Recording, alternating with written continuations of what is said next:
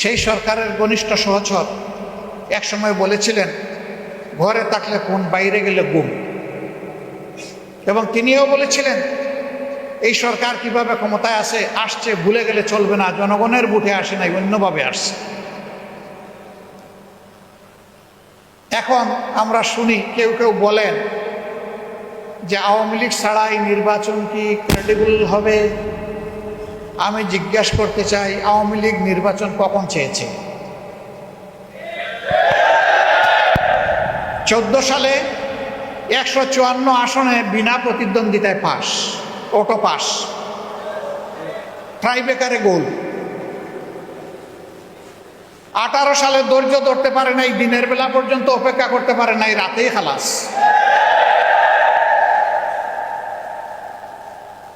24 সালে সবাইকে জেলের মধ্যে ঢুকাইয়া একদম ফিটফাট।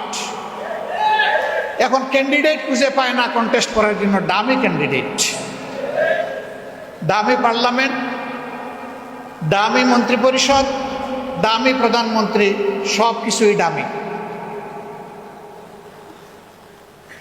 যারা নিজেরাই নির্বাচনে বিশ্বাস করে না, তাদেরকে আবার আপনি নির্বাচনে আনবেন কিভাবে? তারা তো নির্বাচন চাইলে তাদের আমলেই নির্বাচন দিতে পারত। তাদের তো জনগণের উপরে কোনো আস্থা নাই, এই জন্য নির্বাচন দিতে সাহস করে নাই। আর সাহস করবে কিভাবে? সমাজের কারে বাকি রাখছে, কার উপরে জুলুম করে নাই। 13 সালের ঘটনাগুলো আপনাদের সবার স্মরণ আছে। জামাতে ইসলামীর কথা আমার ভাইয়েরা বলে গেছেন, আমি আর দ্বিতীয়বার বলতে যাচ্ছি না, আপনাদের ধৈর্যের বিচ্যুতি ঘটবে এই আশঙ্কায়। 13 সালের 5ই মে শাপলা চত্বরে হেফাজতে ইসলামের ডাকে এই দেশের লক্ষ লক্ষ মানুষ এসেছিল, শেখ হাসিনার গদি দখল করতে এসেছিল। তারা কয়েক দফা ন্যায্য দাবিতে এখানে এসেছিলেন।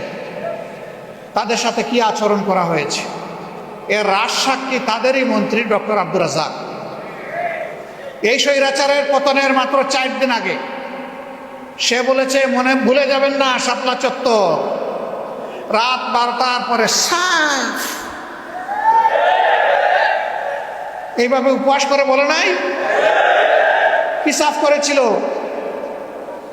কোরআনের হাফিজদেরকে, হাদিসের মুহাদ্দিসদেরকে, কোরআনের মুফাসসিরকে, মুদাররিসকে, এতিম শিশুদেরকে যারা নির্বিচারে গুলি করে রাতের বেলা হত্যা করেছিল, তাদের বাসায় এটা ছিল সাফ।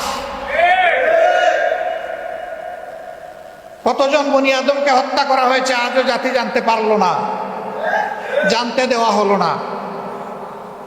তার আগে তাদের অপকর্ম আমরা লক্ষ্য করেছি। ক্ষমতায় বসার মাত্র 2 মাসও হয় নাই, 2009 সালের 10 জানুয়ারি তারা ক্ষমতায় বসেছিল, আর 26 এবং 27 ফেব্রুয়ারি পিলখানায় তারা এরকম আরেকটা সাফ করেছিল। 57 জন চৌকস দেশপ্রেমিক অফিসারকে তারা নির্মমভাবে হত্যা করেছিল। তাদের পরিবারের মহিলা সদস্যদের ইজ্জত লুণ্ঠন করেছিল। ইজ্জত লুণ্ঠন করার পরে তাদেরকে হত্যা করেছিল। হত্যা করার পরে তাদেরকে ড্রেইনে ভাসিয়ে দিয়েছিল। অপকর্ম ঢাকার জন্য এবং খুনিদেরকে আড়াল করার জন্য 1.5 ঘন্টার জন্য সারা এলাকার বাতি নিভিয়ে দেওয়া হয়েছিল। এয়ারপোর্টে একটা এয়ারক্রাফট রেডি ছিল। এর জবাব এই জাতিকে পেতে হবে ইনশাআল্লাহ। সম্মানিত সুধী মণ্ডলী, কেন সেনাবাহিনীর উপরে তো রাগ কেন? কারণ আমাদের সেনাবাহিনী দেশপ্রেমিক। আমাদের সেনাবাহিনীর লড়ে যাওয়ার ঐতিহ্য আছে। দেশের ক্রান্তিকালে তারা ঝাঁপায়ে পড়ে, এবারকার বন্যায় আমরা তাদের সেই কর্মগুলো দেখেছি। এরকম একটা সেনাবাহিনী সবাই সহ্য করতে পারবে না। একটা প্রবাদ আছে, ভাত গরম হলে মেহমানের জন্য সুবিধা, কিন্তু বিড়ালের জন্য অসুবিধা। গরম ভাতে বিড়াল মন খারাপ।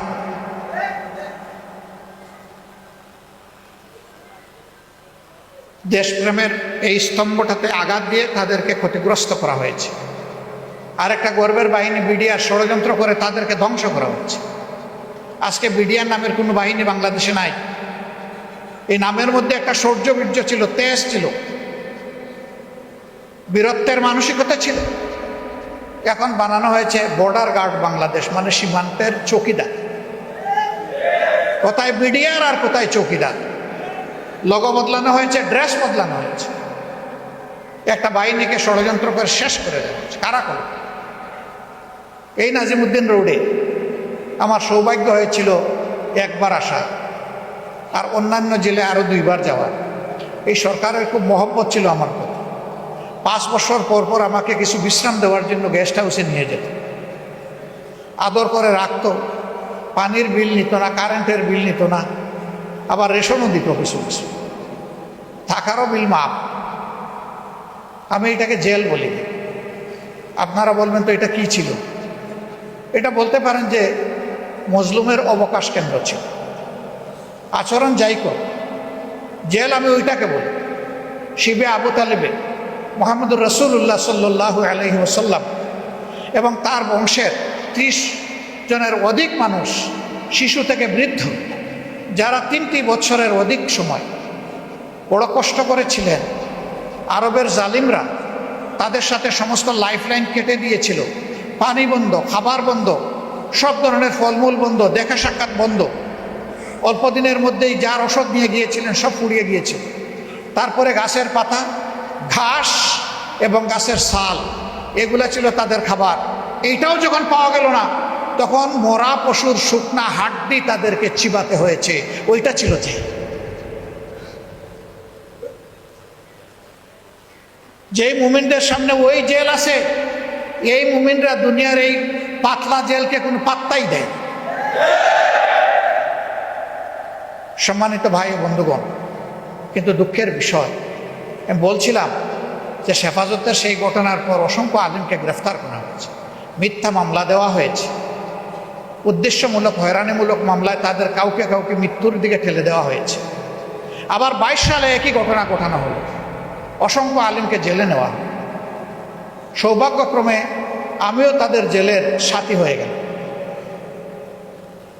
বিভিন্ন সময় যখন আদালতে তাদেরকে হাজির করা হতো, তখন চোখের পানি ধরে রাখতে পারতাম না।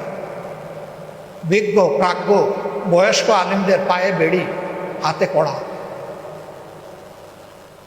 একদিন আমি একজন এসকর্টের পুলিশকে ডেকে বলেছিলাম, ভাই এদিকে আস, ওই যে ভদ্রলোকের পায়ে বেড়ি আর হাতে কড়া, ওইটা খুলে এনে একটু আমার পায়ে আর আমার হাতে লাগাই। কেন বলছেন? আমি বললাম যে ইনি কোরআন হাদিসের উস্তাদ, উনি হাজার উস্তাদের উস্তাদ, হাজার সাগরিদের উস্তাদ, তালাবার উস্তাদ। ইনি ইমামুল হাইয়া উল মাইয়া। তাদের কথায় আমরা মিম্বর থেকে শুনি, চোখের পানি ফেলি। তাদের কথায় মানুষের দিলে আসর হয়। তাদের হাতে লাগিয়েছেন কড়া, পায়ে লাগিয়েছেন বেড়ি, এটা সহ্য হয় না। বললো আপনি চাইলে এটা পারবো না। আমি বললাম তাইলে আমি চোখ ফিরিয়ে নিলাম। এক জেল থেকে আরেক জেলে এইভাবে বেড়ি দিয়ে, কড়া দিয়ে তাদেরকে টানাটানি করা হয়েছে, তাদেরকে নিকৃষ্ট আচরণ করা হয়েছে।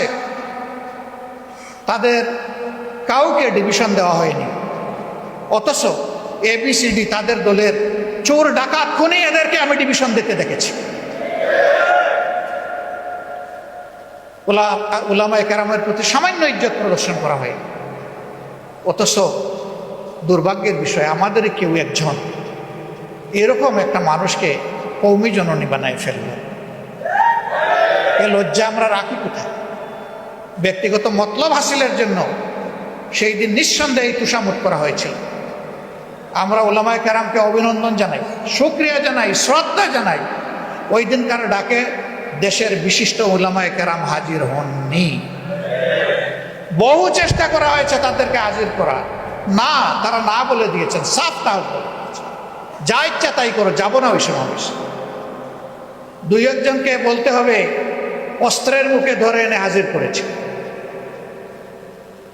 আর ওই রকম যারা কওমি জননী বানিয়েছিলেন, তারা হয়তো তাদের সাগরিদদেরকে নিয়ে এখানে এসেছে। আফসোস, আল্লাহর কুরআন, রসুলের কিতাব, কিতাবুল্লাহ সুন্নতে রাসূলুল্লাহ লেখাপড়া করে মানুষ কিভাবে এইভাবে নিজের বিবেককে চাপা দিতে পারে? আল্লাহ ক্ষমা করুন, আল্লাহ আমাদেরকেও ক্ষমা করুন, এরকম কাজ যারা করেছেন তাদেরকেও ক্ষমা করুন।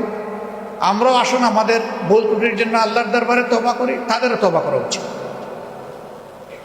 সম্মানিত ভাইরা, একটা দুঃসময় জাতি পার করেছে। চাঁদাবাজদের জ্বালায় অতিষ্ঠ, দখলদারের জ্বালায় অতিষ্ঠ, মা বোনদের ইজ্জত নিয়ে তটস্থ, জীবন নিয়ে অতিষ্ঠ তটস্থ। মানুষ আতঙ্কের মধ্যে দিন কাটত, মানুষের মুখের দিকে তাকানো যেত না, চুপি চুপি কথা বলতেও ভয় পেত। একটা অদৃশ্য তালা ঠুটে ঝুলিয়ে দেওয়া হয়েছিল, কথা বলতে পারবো না, অন্যায় করলে তার প্রতিবাদ করা যাবে না।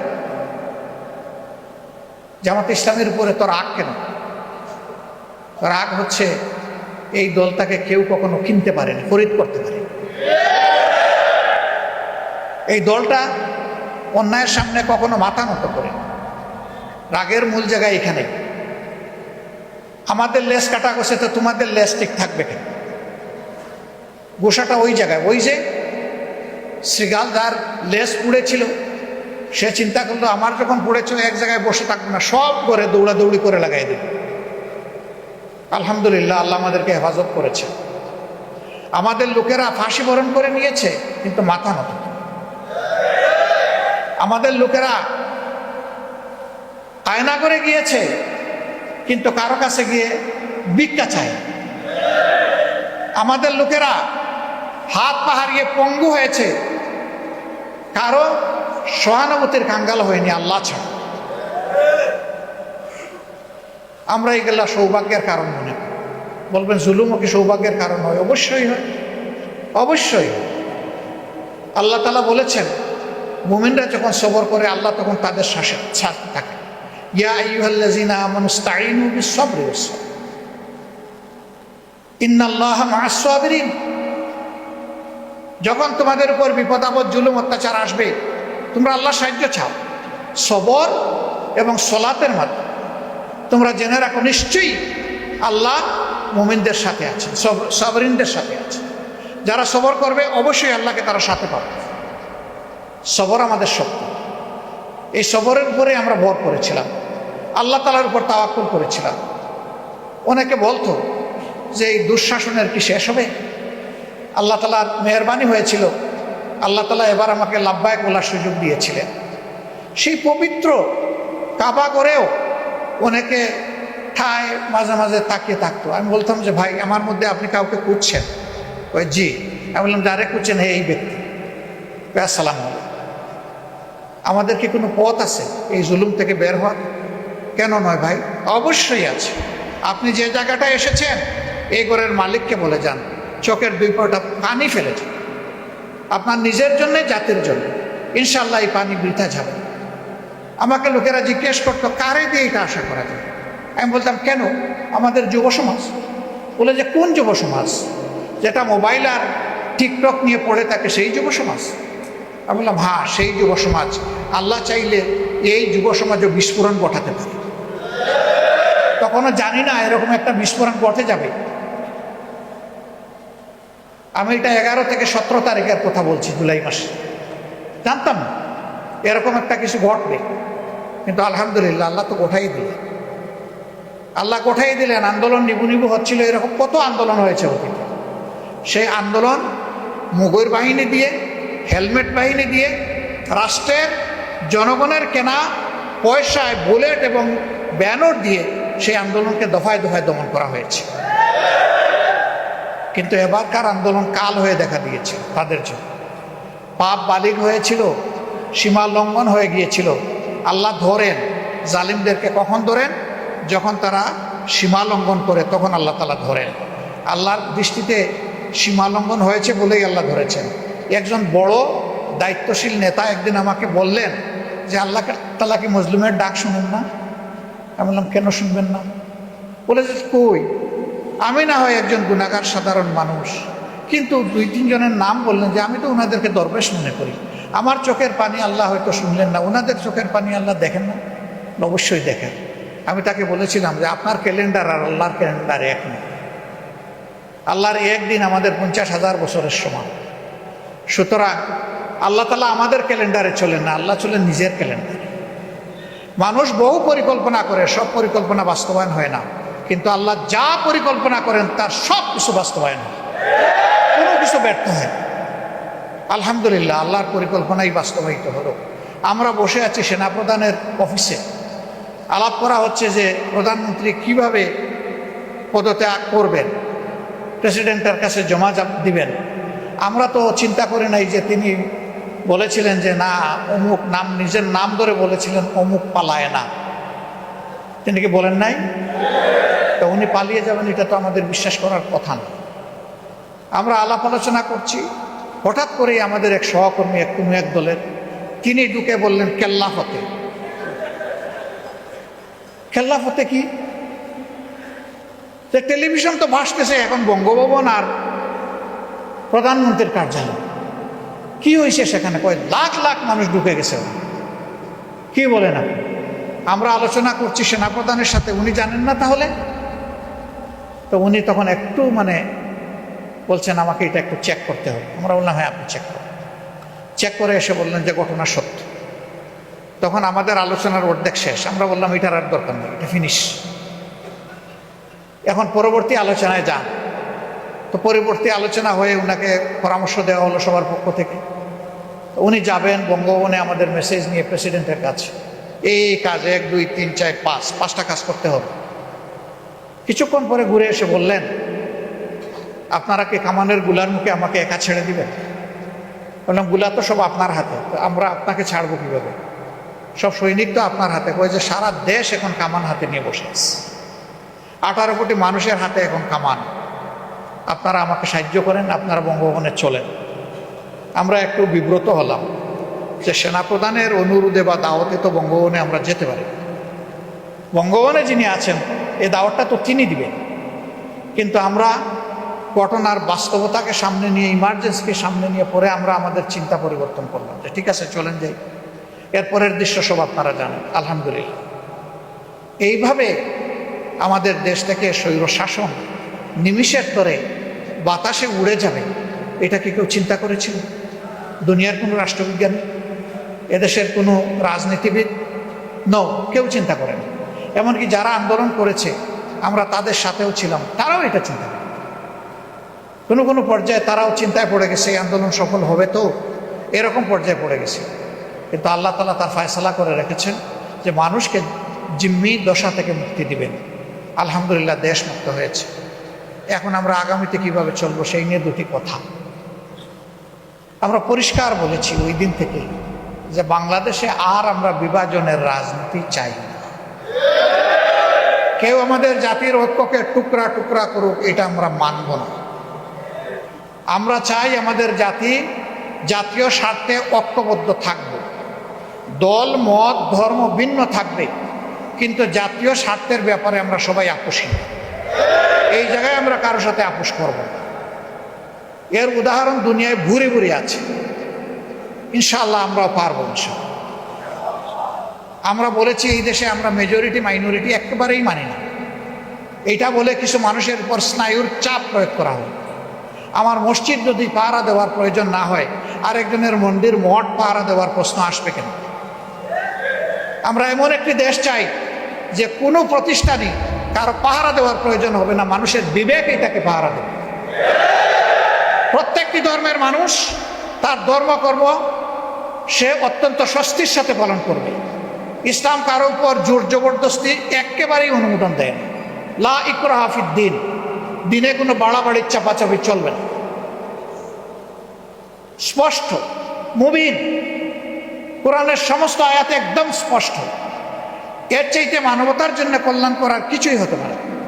তবে আমরা ফিল করলাম যে সব সমাজেই কিছু চালাক দুষ্ট মতলববাজ থাকে। এই জন্য পরদিন থেকে আমরা শুধু একা নই, সমস্ত কওমি মাদ্রাসার ছাত্ররা নেমে এসেছে রাস্তায়। আমরা গিয়েছি, সবাই মিলে আমরা এগুলা পাহারা দিয়েছি। একটা নতুন ইতিহাস সৃষ্টি হয়েছে বাংলাদেশে। আমরা সারা দেশে আমাদের কর্মীদেরকে বলেছি যে মুমিনরা ঐক্যবদ্ধ হয়ে আজকে সবার ধর্মীয় প্রতিষ্ঠান পাহারা দেবে ইনশাআল্লাহ। যতদিন পর্যন্ত একটা স্থিতিশীল সরকার মোটামুটি প্রতিষ্ঠিত না হয় ততদিন পর্যন্ত আমাদের এই পাহারাদারি অব্যাহত থাকবে। শুধু ধর্মীয় প্রতিষ্ঠান না, তাদের ব্যবসা প্রতিষ্ঠান, বাড়িঘর, কোথাও যদি তারা কেউ ফিল করেন যে আমাদের কোনো সহযোগিতা দরকার, আমরা প্রস্তুত তাদেরকে সহযোগিতা দিতে। আলহামদুলিল্লাহ, একটা অনন্য ভ্রাতৃত্ব এর মধ্য দিয়ে আমাদের সবার মধ্যে গড়ে উঠেছে। এটি ফুলের বাগান। ফুলের বাগানে এক জাতের ফুল থাকে না, বিভিন্ন জাতের ফুলে বাগান তৈরি হয়। এক একটা ফুলের এক একটা গুরুত্ব, এক এক গাছের এক এক গুরুত্ব। সবাই মিলেই আমাদের এই সমাজ, এই বাগান। আমরা আগামী দিনেও সেই সম্প্রীতির উজ্জ্বল দৃষ্টান্ত স্থাপন করবো ইনশাআল্লাহ। আগামীতে খুব সন্নিকটে আমাদের হিন্দু ভাই বোনদের তাদের একটা ধর্মীয় অনুষ্ঠান আছে, আমরা জানি, সবাই জানি। এটি তাদের বাংলাদেশের সবচেয়ে বড় অনুষ্ঠান। আমরা সরকারকে এই ব্যাপারে কিছু আহ্বান জানাবো ইনশাআল্লাহ, এবং জনগণকে আমরা আহ্বান জানাবো। আমরা তাদের অনুষ্ঠানটা তাদের পরিবেশে তারা যাতে সুন্দরভাবে সম্পন্ন করতে পারে, কেউ গিয়ে সেখানে কোনো ডিস্টার্ব না করতে পারে, এই জন্যে আমরা সর্বাত্মক সহযোগিতা করবো আশা করছি। সম্মানিত ভাইয়েরা, এরপরে আমরা কি বলেছি? আমরা বলেছি যে এখনকার আমাদের রাজনীতি হচ্ছে, এই যারা জাতির জন্য জীবন দিয়ে জাতিকে মুক্ত করে গেল, এখন তাদের পরিবারের কাছে যাওয়া আমাদের দায়িত্ব। আমরা সারা দেশে যাখানে যার খবর পেয়েছি শহীদ পরিবারের, আমরা আমাদের কর্মীদেরকে বলেছি দেরি করবেন না, ছুটে যান, তাদের দোয়া নেন, সৌভাগ্যবান হন তাদের সাথে দেখা করে। তারা গর্বিত শহীদ পরিবার, তার ভাই, তার স্বামী, তার সন্তান এই আন্দোলনে জীবন দিয়েছে, সে জাতীয় বীর। জাতির জন্য জীবন দেওয়ার সৌভাগ্য সবার হয় না। যান, তাদের কাছে যান, বিপ্লবের স্পিরিট আপনার মাঝেও তৈরি হবে। যান, ঋণ পরিশোধ করার চেষ্টা করুন। আমরা টাকা পয়সা দিয়ে কারো জীবনের সমস্ত কিছুর সমাধান করতে পারবো না, কিন্তু কলিজার একটু ভালোবাসা দিয়ে তো পারবো তাদেরকে, একটু তাদের কষ্টটা হ্রাস করতে। এই জন্য আলহামদুলিল্লাহ সারা বাংলাদেশ আমরা চষে বেরিয়েছি, আমাদের কর্মীরা, সহকর্মীরা চষে বেরিয়েছে। এরপরে আমরা বলেছি যে যারা আহত হয়ে কাতরাচ্ছে হাসপাতালের বেডে কিংবা বাড়িতে, তাদের পাশে আমাদের দাঁড়াতে হবে। এই সংখ্যাটা বিশাল, হাজার হাজার, কয়েকশো মানুষ তাদের দুইটা নয়ন হারায় ফেলছে, এখন আর চোখে দেখে না, চোখের আলো নিভে গেছে। কয়েকশো মানুষের পা কাটা গেছে, হাত কাটা গেছে, তারা তাদের অঙ্গ ফেরত পাবে না। আমি হাসপাতালের বেডে তাদেরকে দেখতে পেয়েছি, জিজ্ঞেস করেছি আপনার কেমন লাগে, আপনি কি মন খারাপ করেছেন? না, আমি খুশি। আপনি খুশি? পা হারিয়ে খুশি, হাত হারিয়ে খুশি, চোখ হারিয়ে খুশি? বলে হ্যাঁ, আমি খুশি।